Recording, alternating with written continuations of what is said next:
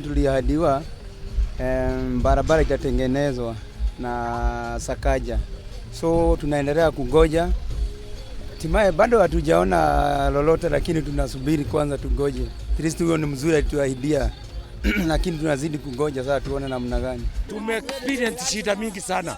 Kuenda mguu, wengine wazee kama sisi tunaumia, tumeshindwa hata na kwenda.